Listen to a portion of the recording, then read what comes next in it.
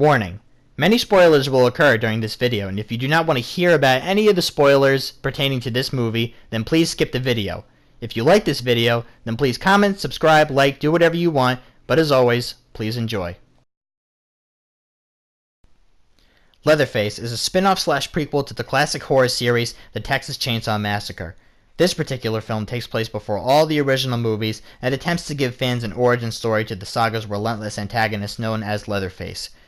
This movie was directed by both Alexandre Bastillo and Julian Murray, so you know who to blame for this fucking disaster. This movie sucked. Besides the beginning and end, it held little to no resemblance of the classic Texas Chainsaw movies. The acting was okay, and the gore and disturbing quality was there. I mean, the graphic content was on point, but the writing was just fucking terrible. Okay, let's go all the way back to the beginning of the story. We are thrown right into a Sawyer family dinner scene with the whole family singing happy birthday to young Jed Sawyer, the soon-to-be Leatherface.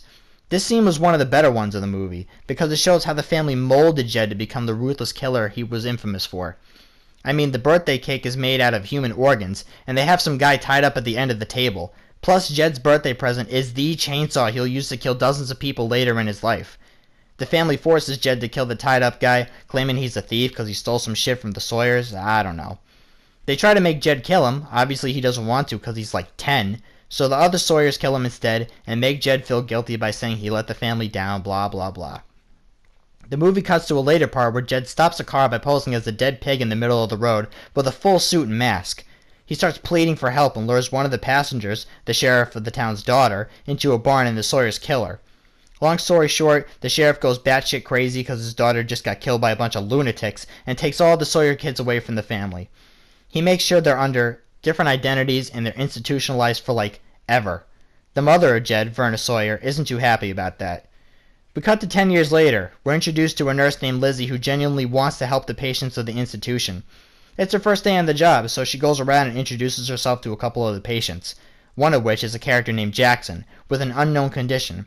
He seems pretty normal, but he is just a bit off in a sense that he doesn't trust anyone and he's super paranoid. And then we meet Bud, who is a massive bipolar giant with the mindset of a little kid. Jackson and Bud obviously share a bond with each other, Jackson being the big brother figure to Bud throughout the movie. We're then introduced to Ike, who is an overall douchebag causing trouble around the asylum, and Clarice, who is the craziest bitch in the place. Bam! Bud and Ike get into a confrontation because Ike is sexually assaulting Lizzie. Bam! All of a sudden, Verna can afford a lawyer to get a court order to see Jed after 10 years. The warden of the asylum doesn't let her see him because Jed was kept away from the family for a reason. That reason being the family is fucking insane. She isn't happy about that, so she stays inside the institution until everyone's asleep and attempts to break her son out. She's going Rambo style, knocking out nurses, but eventually gets caught.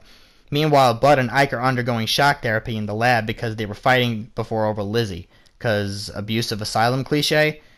The ruckus with Verna distracted the guard in the lab, so Bud managed to break out, kill the guards, and release Ike. So without the nurses guarding all the halls and the rooms, the asylum erupts into complete chaos. The lunatics run rampant all throughout the building, killing each other, other nurses, and Ike and Clarice start having sex in the middle of the hall out of nowhere. They literally see each other in the hall and start pounding each other like horny teens in a rom-com. You just escaped from a cell, and what's the first thing you do? Fuck the nearest person for 10 minutes instead of leaving the asylum? What? Let's go to Lizzie during all this. Bam! She's attacked by lunatics. Bam! Out of nowhere, Jackson saves her specifically instead of going after Bud because horror movie logic. Meanwhile, Bud seeks out the warden who ordered his shock therapy torture instead of escaping because, again, horror movie logic. Let's just say it isn't pretty and the warden is left with a shard of glass in his fucking skull. Ike and Clarice cease their bunny fucking to steal a car and kidnap Jackson and Lizzie because they don't like him apparently. They also meet up with Bud and let him tag along. That's cool. The two maniacs tell Jackson and Lizzie that they're planning on going to Mexico and they'll let their captives go once they hit the border. That is, if they can get past the Donald Trump wall. Jackson, Lizzie, and Bud are now held hostage and they drive off into the night. Bam! Next morning, there's a crime scene at the asylum. Duh.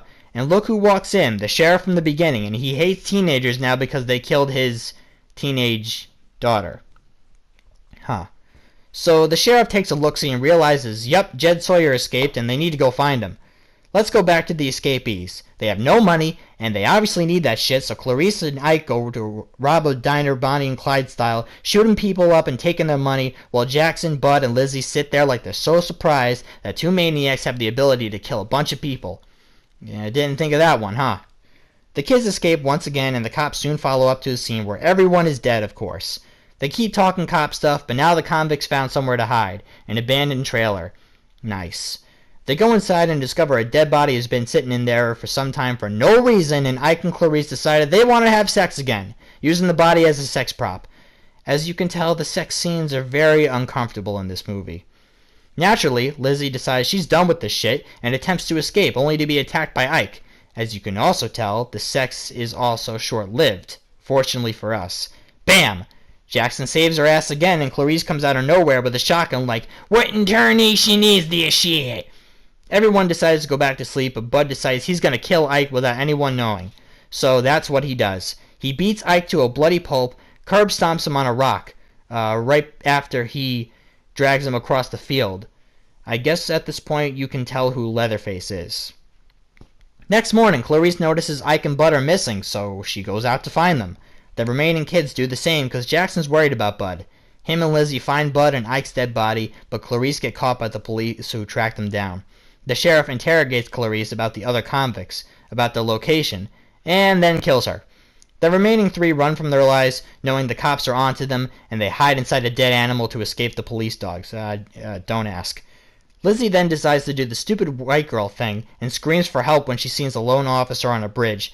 Out of nowhere, Bud decides he's gonna kill the officer, because horror movie logic, and he dies trying.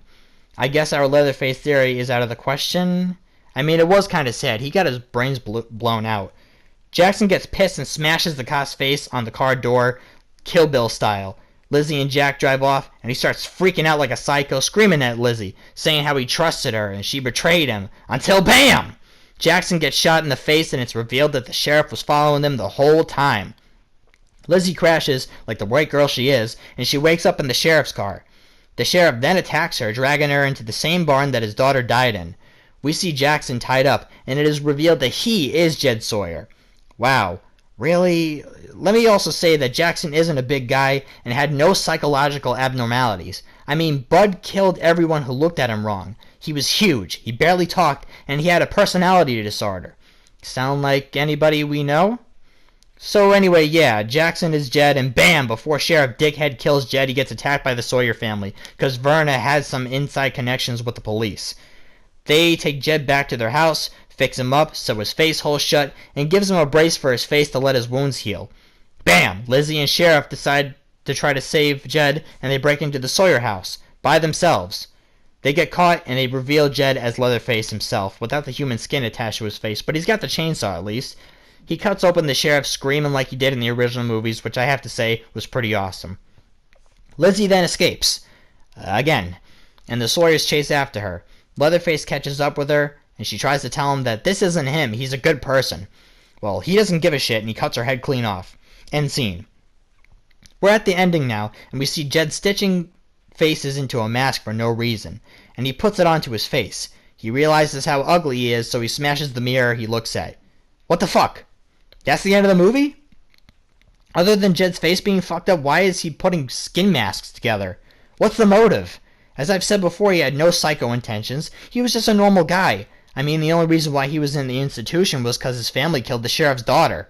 This movie made no fucking sense. Everything was all mashed together. They didn't even try to make a movie that did Texas Chainsaw justice. Like I said before, the characters were believable and they were well acted, but god damn it, having Jed be Leatherface was dumb as hell.